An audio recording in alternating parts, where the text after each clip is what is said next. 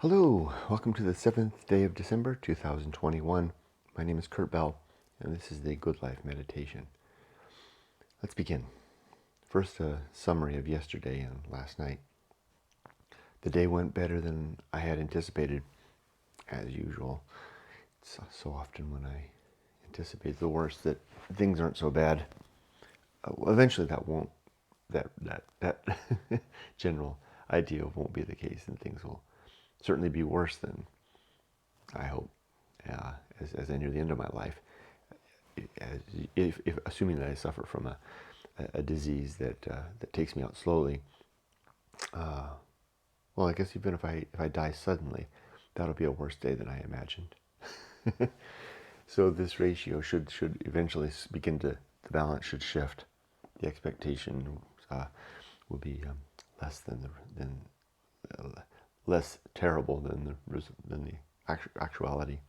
But in fact, yesterday I anticipated a difficult day, and all the while I knew it wasn't going to be that bad. I always forecast rain. It seems to be just part of my nature to always forecast bad weather. It was actually a pretty good day. I spent most of the day in meeting with a coworker who I really respect and like, who I used to work with, and I know him very well. And he really helped me to see the way forward, the way that we can do this, and how I can help. So it's good to know that I can help, that I have a place in this new in the new organization that I've joined.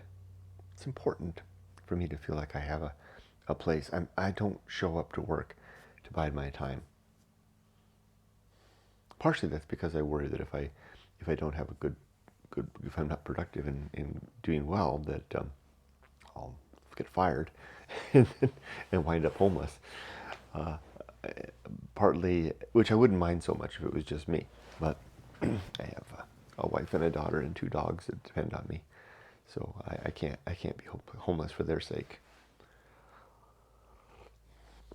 But also, it's good to feel that making forward progress.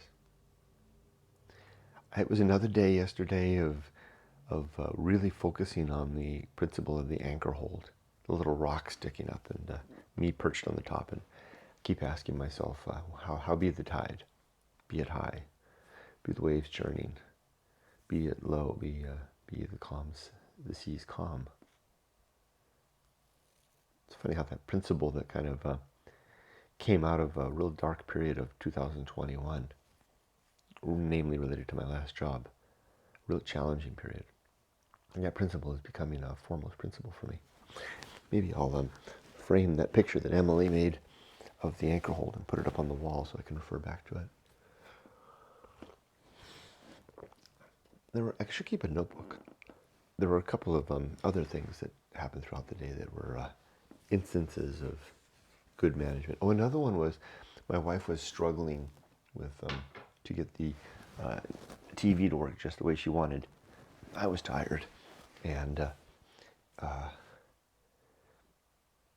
impatient. Although if you asked her, was Kurt impatient? I don't think you would get that from her. I don't think she would say so. I kept my balance. I remained stoic, and I helped her out. I got through it.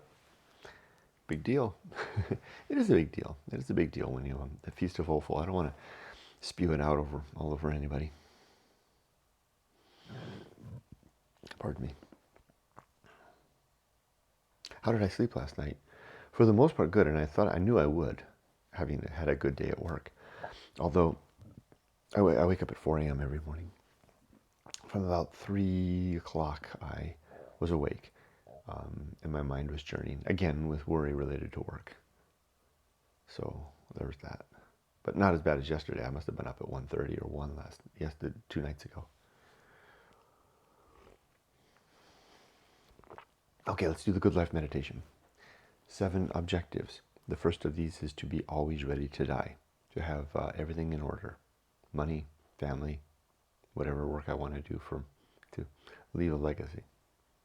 2, the good and effective use of time, to use my days and hours and minutes well, and not let them waste away. 3, the development and maintenance of good and sound life principles, to have and to hold, sounds like a marriage vow, these ideas, and to tend them like a potted garden, to not let them just be there like statuary, but to grow like a vine, and to trim away the bad parts, or the soil parts that are unwell, or rehabilitate them if I can. Provide some nursing administration. But the idea is to keep a little, I like that, I should have thought of that sooner. A little garden, like a garden of principles. And I'm the gardener. The next is the cultivation of good emotional reactions, something I've been focusing a lot on lately, largely because I've been so worn out from this move. I really need to accommodate that into all of this. Part of the reason that I'm so on edge a little bit lately, maybe not sleeping, and just in general, worn out and a little bit depressed, is partially because of the incredible effort since roughly late August, about September, to get a new job. Well, the incredible effort of really having a tough time at my last job, which took a lot out of me. The effort to get a new job, the effort to get a new place to live, the effort to make that transition, which is harder now in my 50s. So that's part of the reason. So I've been focusing on good emotional reactions now, because I've been more vulnerable to whimsy. Whimsy is not the right word. Vulnerable to being ambushed by my emotions. The next objective is the performance of good actions, just to do good things through the day, to be kind, to contribute, to put my shoulder to the wheel of society and push a wheel. The next is the recognition of true limits and true opportunities, to see where I can, what's out of reach, which horizons, which will I never perceive other than to maybe view them from a distance. What things can I not do anymore? And what I can. Interesting how the balance is changing. It's at my age, I'm switching from things that are more bodily, like I don't hike like I used to, although I would still like to, but I sure do read a lot. My brain's in better shape than when I was in 20 to read good books. Next is the last one is the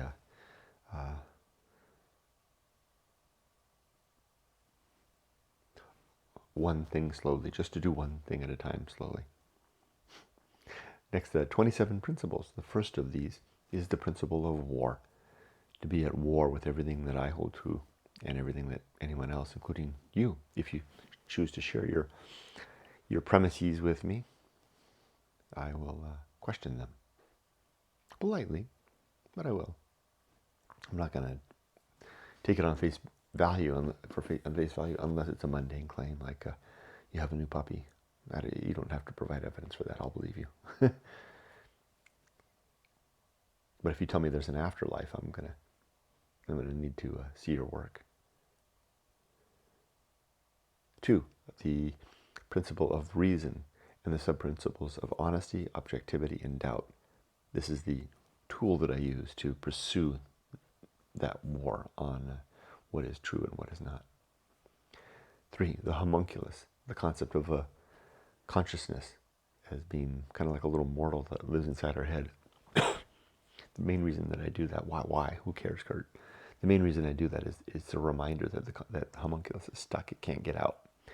It appears we have no soul. It appears that when we die, that's the end. Number 4 is the Anchorhold, which I already mentioned, a little rock sticking out of the sea on which the homunculus resides, and where he or she suffers the rising and falling tide and the inclement weather.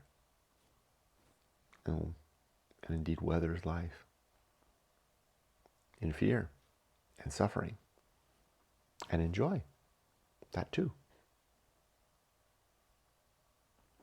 Next is the home of good and evil. It's the catalog of right and wrong, virtues, these principles, if you like, that we carry and maintain that help us to live a virtuous life. These things are written in chalk because we can scratch them away, wipe them away. They blow away in the wind. The idea is that they're subjective, permeable even, malleable, subject to our best information and likely to change. It appears there are no Ten Commandments chiseled in stone. It's all in chalk in your head. Next is the principle of purpose. There are three purpi in my mind, in my life. Biology with a capital B, the idea that of just procreation. There's a kind of an inherent purpose in us, in biological creatures, to make more of ourselves. Virtue, living a good life, living a life in the pursuit of the well-being of others. It's not an innate purpose of the universe. It's just one that I think is good. And then a purpose, some mission to do, which is whatever it is. Making these videos, writing these books, that's my mission. Living a good life is a mission. Next is the atomic principle, the idea that everything is bits and pieces, including you and me. And very soon, so much sooner, we're going to die. And these bits and pieces will rot or burn or compost away. I like the latter option. Next, after the atomic principle, is the principle of nature. Everything has some particular nature. I usually like to pick something. It's the nature of, I'll be a little risky and pick the coworker I mentioned yesterday. The nature of the coworker I was working with yesterday, to be energetic, effervescent in intellect, almost sparkling, ambitious towards the good use of time. That's a big one. Ambitious towards the good use of time. It's one of the reasons I love him so much. He's not ambitious necessarily towards wealth or showy good living, but he's ambitious to live well. Honest to a fault. Humorous, funny, interesting, brave, committed. What can I say? The guy's an amazing person. That's why I like spending so much time with him. That's the nature of my friend. I'm sure there's other parts less positive, but as we all have. But I'll leave it at that. I can't even, frankly, I can't think of anything. If those exist, they're as yet undiscovered by me and him. The next is the principle of the pirate ride, the idea that free will is an illusion, that we are like dominoes falling in an infinite or a seemingly infinite domino chain from the Big Bang until the heat death of the universe. There's one domino along that line. You're going to fall to the left or the right or straight down the middle. Not much likelihood that you're going to go any direction other than the way the inertia of the universe is pushing. After that is the principle of maturity and the two sub-principles of wisdom and fortitude. We're wise when we remember what works and doesn't, and we are effective when we use our will, our fortitude, to do what works and to not repeat our mistakes. That's maturity. The next is the principle, the social principle, the idea that we're better with others. That's why that even though I wrote a book called Going Alone, I pursue my family. I live as a family man because I know that that's where the greater good is. It's good to go alone to apprehend reality, but it's good to be with others to live a good life. The next is the principle of public speaking, the idea of using few words, carefully chosen words, deliberate words. Deliberate means that you're using them for a particular reason, and words which other people understand, and also to avoid talking about others in any way other than how you would speak about them if they could hear what you're saying.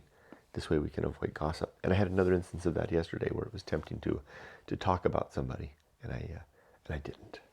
I'm good. I'm getting better at that. I'm very proud of that. Good job.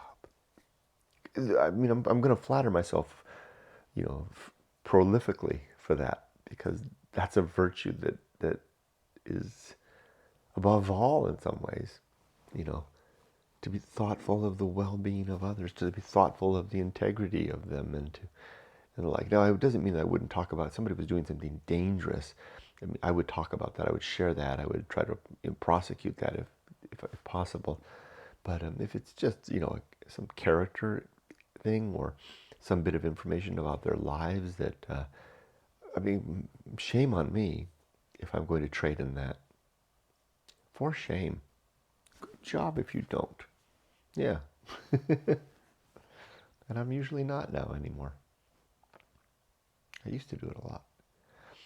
Okay, it's just such vulgar exchange. It really is vulgar, even if there's no bad words. It's vulgar to talk about others in that way. Okay, now is the principle of temperance and the three sub-principles of suffering, simplicity, and apathy. Temperance is our controlled consumption, and we suffer when we deny ourselves what we want. I'd rather have another cookie. No, I'm not going to do it because it's not good for me. I suffer a little bit because I want that cookie. Simplicity, because living with less is a temperate life. Choosing to have the 24-inch monitors versus the 27-inch monitors to save a little money, and set that aside for a rainy day is a temperate move. Although I did buy the 27-inch monitors. Apathy, the ability to recognize what's outside of our control and to not necessarily accept it, but just simply to recognize that it's outside of our control. We can try to do something about it, but still to not be internally invested in it. I think I haven't clearly explained that in the past. Apathy doesn't mean it's like, so what, politicians are corrupt. It's not that. It's like, oh, yeah, I have a feeling that politician is corrupt. I think I'm going to not vote for that person. That leaving it at that, and then doing it that, or maybe taking active effort to do something about it, but not getting upset, not getting emotions like, gosh darn it, what, that politician's all corrupt, right? I mean, it's for the most part something that's outside of my control. I can change the way I live my life, but there's no need, and it's not an effective end to personally get upset in that way. That's where apathy applies. Recognizing the world, taking action against it or for it, but not being unduly impacted by it emotionally. So that's the apathy. So that was the principle of temperance. Next comes the Feast of Offal, the idea that the universe, that when we're living, we tend to get upset and blow up into the world, and it affects others. Like yesterday when I was trying to help my wife with the TV, if I had, the days, I was exhausted. Yeah, I'm dangerous, not dangerous, but I'm dangerous to kind of emotional exhaustion and upset. In the past, the time that I'm most likely to get a little frustrated, like, gosh, dang it, that damn remote, is in the evening when I'm really tired, because I really give a lot to my days. And yesterday, I didn't do that with my wife when she was frustrated with the remote. I said, can I give it a try? And I took the remote and I tried it. And She actually fixed it, but I didn't get upset. So that's the Feast of Offal, not giving in to the upset within and spreading it around, smearing it on others. Next is distraction. We distract ourselves through every way, work and play and TV shows, games, drinking, reading, making videos. It's all a big distraction so that we don't have to see the great indifference, which is the next principle, the agency and the great indifference. Biological creatures, or anything that's alive, is an agent. It's very present. The artifacts of that agency, a seashell on the beach, remind us. It's an artifact of the agency, remind us of their life, and that gives us some hope that there's more. Some hope that maybe the universe is a civilized place. But in fact, the great indifference predominates over the vast majority of the universe, and doesn't give a damn. And there appears to be nothing behind it that gives a damn either. So that's an awful truth that most of us don't want to see. So we allow that, cover our ears, cover our eyes. No, I don't want to see. I choose to see. That's why I go alone. Does it darken my world? Sure, it does. Does it make me more appreciative of the moments and now? Yeah, that too. Okay, after agency and the great indifference is the risk of avoiding risk. Surface level risks and the deep level risks of life. The surface level risks are the ones that we all know about: school, work, savings, finding a spouse, having kids, etc., etc. The deep level risks are doing something that makes us happy, that, in life. some bit of art or ambition or whatever the case may be. It's good to go after both. I recommend the decade of the 20s for the deep level risks. Just take it for yourself. Go out, spend a whole decade doing whatever, and come back, stumble back to us, bloody, bruised, broke, wanted. Just don't make anybody pregnant. And I think you'll find that if you can carry on with the surface level risks from that point forward, then you'll have lived a life that will have both depth and social sanction, and the beautiful benefits of that social sanctioned life. So that's the risk of avoiding risk. Next is sin and damnation. There are 7 sins in my worldview. 6 of these are related to what we believe, and one of them is related to how we speak. Hold on, I feel like I'm going to sneeze. Pardon me. These sins are hope, credulity, faith, superstition, dogma, and authority with regards to the belief elements. Just an overeagerness and willingness for belief for whatever reason, any of the above 6. The last one is gossip, which is just a propensity to talk about others when they're not looking. That's not a good thing to do. These are the sins that if we engage in these, we believe things too easily and we talk about others, then we're going to live a damned life in the here and now. So I'm not going to do that. I'll avoid it. I'll try hard. And now next is the great life adventure. One or more events in life, or pursuits, activities, circumstance that really form our identity and help to identify who we are. And they become the things that we reflect on and remind ourselves of and tell stories of later in life. Again, give yourself some adventures in the decade of the 20s. That's also the decade to go to school, though. To go to school first, and then the adventures, or maybe mix them up. After that comes the season of philosophy, which is a time to record whatever wisdom we've gained over life, write it down, sing it down, make art, paintings, take a photo, whatever. Just do it, and do it when the moment when it strikes, because if you wait, it'll be gone. After that is the bullseye aim, the recognition that we aim for the mark and we usually miss. I had one yesterday. It was a good example of the bullseye aim yesterday. Unfortunately, I can't remember what it was. And immediately as it happened, I went, I hit them and missed the mark. And I let it go. That's why it's helpful to do this every day. It really keeps it present in my head. And when these things happen and these opportunities occur and these dangers arise, I've got these tools ready to go. I think that's the second to next principle. The next principle is the uphill climb. Life is this constant uphill struggle till it's no more. And then the one I was talking about that was related to the bullseye aim is the next principle is arena and utility. Life is an arena, a forum for the execution of our lives. And these principles are the tools that we use in the moment to get by. And that's what I was saying before about doing this daily meditation. Reminding myself of all these things makes these tools that hang like tools at my belt. I can miss the mark and a little bullseye aim. That's what that was, and let it go and move on without another wasteful thought. And the last principle is nothing is enough. Less can be better. Well, that's my good life meditation for today, and I'm sticking to it. Let me reflect a little bit on the coming day and what challenges I may face. Today will be a lot like yesterday.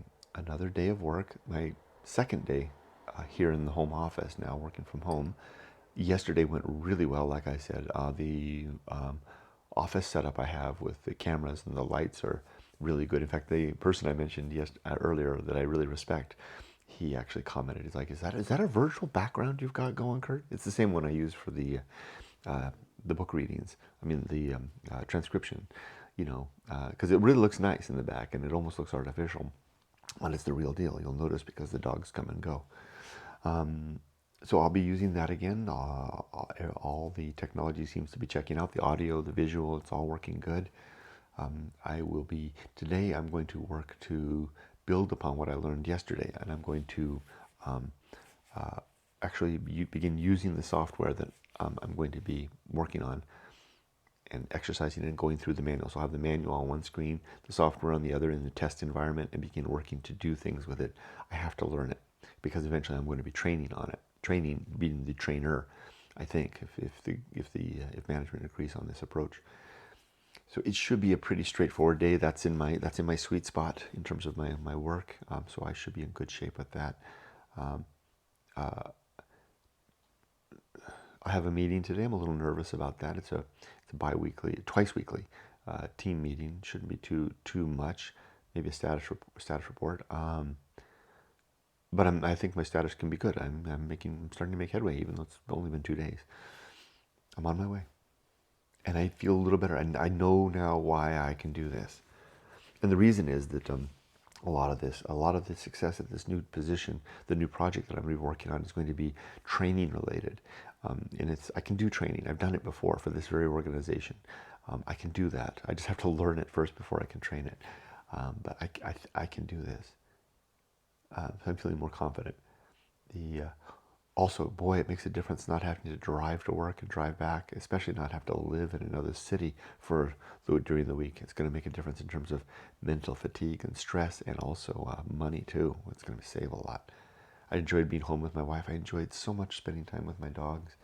Walking them, taking them out for a mid-morning break and a mid-afternoon break in the backyard to let them bark at the golf carts and do their business, and then a long walk at lunchtime, and then another long walk in the evening. I got in almost 15,000 steps yesterday, and I had a good day. And I had time with my wife. We watched our show in the evening over dinner, and I even had time to do a book reading. I was reading Samuel Johnson's.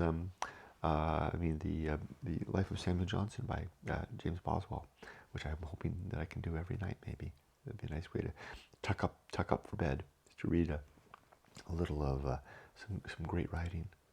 And with that, I think I'll sign off at almost 30 minutes. I wish you all the best. I hope you have a great day. Remember to be safe, but not too safe. Take care.